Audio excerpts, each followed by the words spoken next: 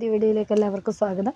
നമ്മൾ ഇന്ന് നോക്കാൻ പോകുന്നത് 8ാം ക്ലാസ്സിലെ ഗണിതത്തിലെ 3ാമത്തെ പാഠം, അതായത് വർഗ സമവാക്യങ്ങൾ.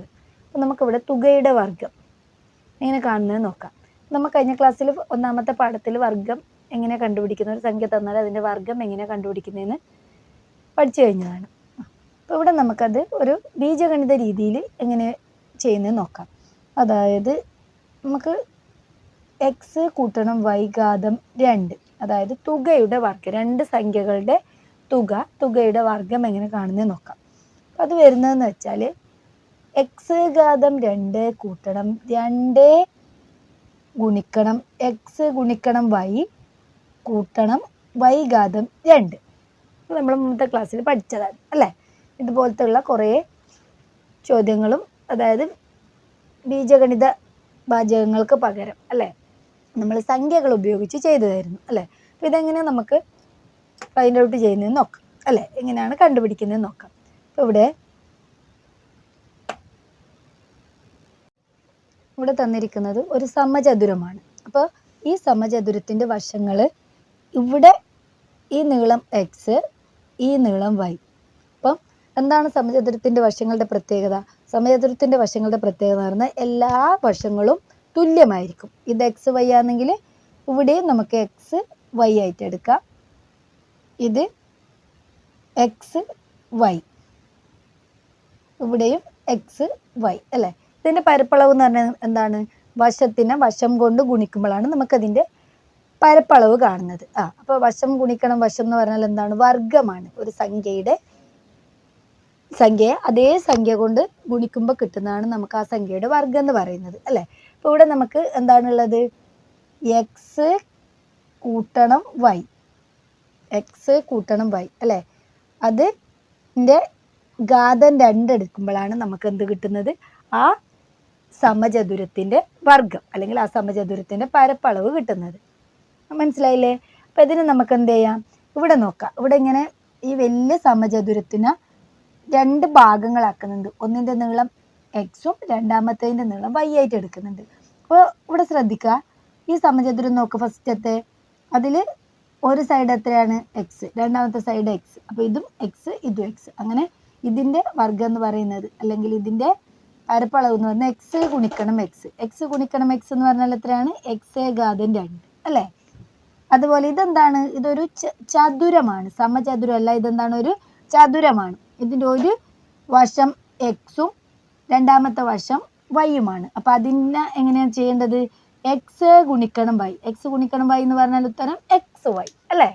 അതുപോലെ തന്നെ ഇതെന്താണ്? ഇതൊരു സമചതുരാണ്. ഇതിൻ്റെ വശങ്ങളുടെ നീളം എന്ന് പറയുന്നത് വൈ ആണ് അല്ലേ. അപ്പോൾ ഇതൊരു സമചതുരാണ്. അപ്പോൾ വൈ ഗുണിക്കണം വൈ ആയിരിക്കും. അപ്പോൾ വൈ ഘാതം 2.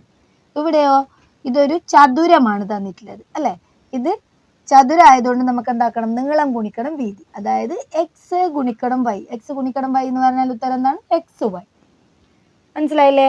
അപ്പം ഇതിൻ്റെ വർഗം എങ്ങനെയായിരിക്കും? എക്സ് കൂട്ടണം വൈ ഘാതം 2 എന്ന് പറഞ്ഞാൽ ഇതെല്ലാം കൂടി കൂട്ടിയതല്ലേ? അതെ. അപ്പോൾ ഇവിടെ ഇതെല്ലാം കൂടി കൂട്ടുമ്പോൾ എന്ത് കിട്ടും?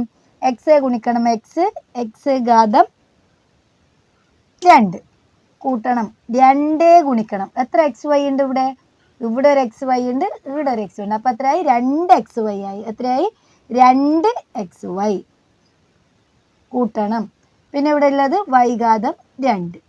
അപ്പം എക്സ് കൂട്ടണം വൈ ഘാതം 2 എന്ന് പറഞ്ഞാൽ ഉത്തരം എത്രയാണ്? എക്സ് ഘാതം 2 കൂട്ടണം 2 ഗുണിക്കണം എക്സ് വൈ കൂട്ടണം വൈ ഘാതം 2. എന്നാണ് എക്സ് ഘാതം 2 കൂട്ടണം 2 എക്സ് വൈ കൂട്ടണം വൈ ഘാതം 2. അപ്പം എക്സ് കൂട്ടണം വൈ ഘാതം 2 എന്ന് പറഞ്ഞാൽ എത്രയാണ് ഉത്തരം? എക്സ് ഘാതം 2 കൂട്ടണം 2 എക്സ് വൈ കൂട്ടണം വൈ ഘാതം 2. എക്സ് കൂട്ടണം വൈ ഘാതം 2 സമം എക്സ് ഘാതം 2 കൂട്ടണം 2 എക്സ് വൈ കൂട്ടണം വൈ ഘാതം 2.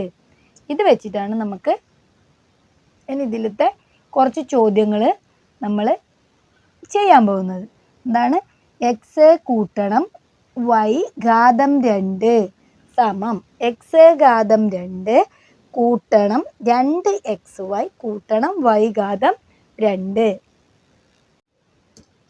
ഇനി ഈ സൂത്രവാക്യത്തിൽ നമുക്ക് y-യുടെ സ്ഥാനത്ത് 1 കൊടുക്കുക. y സമം 1. അപ്പോൾ ഈ സൂത്രവാക്യം എന്താവും? ഇതിനെ നമുക്ക് മാറ്റിയിട്ട് x കൂട്ടണം 1 ഘാതം 2 എന്ന് എഴുതാം. ഇതിൽ കൂടെ y-യുടെ സ്ഥാനത്ത് എന്ത് കൊടുത്തു? y സമം 1 എന്ന് കൊടുത്തു. അപ്പോൾ ഇതെന്ത് വരും? x ഘാതം 2 എന്നുള്ളത് x ഘാതം 2 തന്നെ വരും അല്ലേ? കൂട്ടണം 2 ഗുണിക്കണം x ഗുണിക്കണം y-യുടെ സ്ഥാനത്ത് എത്രയാണ്? 1 ആണ്. കൂട്ടണം y ഘാതം 2. y ഘാതം 2 എന്ന് പറഞ്ഞാൽ 1 ഘാതം 2. നമുക്കിതെന്ത് കിട്ടും? x ഘാതം 2 കൂട്ടണം 2 ഗുണിക്കണം x ഗുണിക്കണം 1 2x കൂട്ടണം 1 ഘാതം 2 എന്ന് പറഞ്ഞാൽ എത്രയാണ് ഉത്തരം? 1. അപ്പം x കൂട്ടണം 1 ഘാതം 2 എന്ന് പറഞ്ഞാൽ അതിൻ്റെ ഉത്തരം x ഘാതം 2 കൂട്ടണം 2x കൂട്ടണം 1. ഇത് വെച്ചിട്ട് നമുക്ക് എന്ത് ചെയ്യാം? ഒന്ന് രണ്ട് ചോദ്യങ്ങൾ ചെയ്ത് നോക്കാം. അതായത് 1.5 ഘാതം 2 1/2 ഘാതം 2 എത്രയായിരിക്കും എന്ന് കണ്ടുപിടിക്കണം. എന്തായിരിക്കും? 1/2 അല്ലെങ്കിൽ 1.5 ഘാതം 2 എത്രയായിരിക്കും എന്ന് കണ്ടുപിടിക്കണം.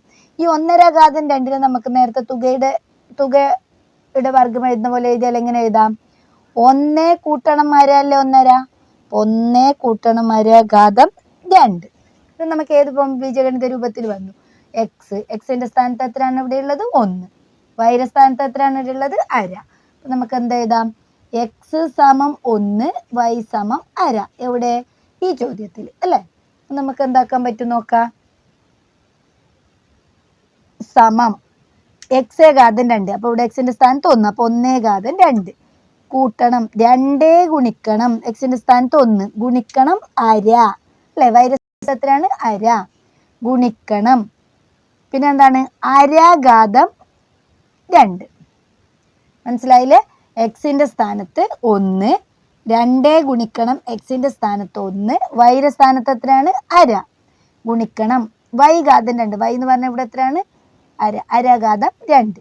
1 ഘാതം 2 എന്ന് പറഞ്ഞാൽ എത്രയാണ് ഉത്തരം? 1 ആണ്.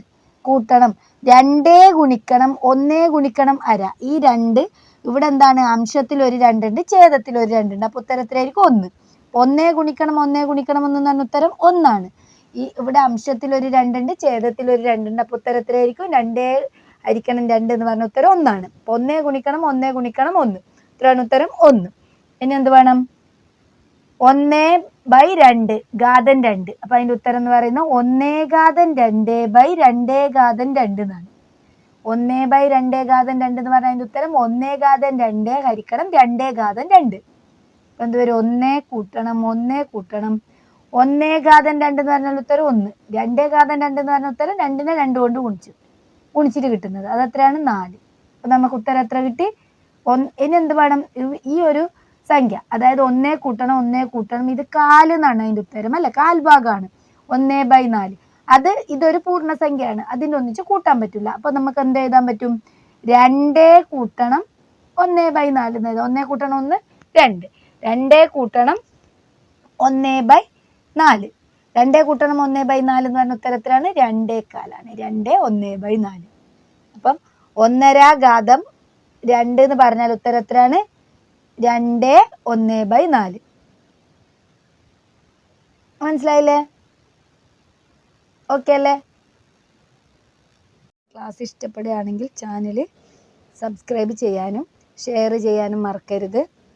അങ്ങനെയാണെങ്കിൽ മാത്രമേ ഞാൻ തുടർന്ന് വീഡിയോസ് നിങ്ങൾക്ക് നോട്ടിഫിക്കേഷനായിട്ട് കിട്ടുകയുള്ളൂ.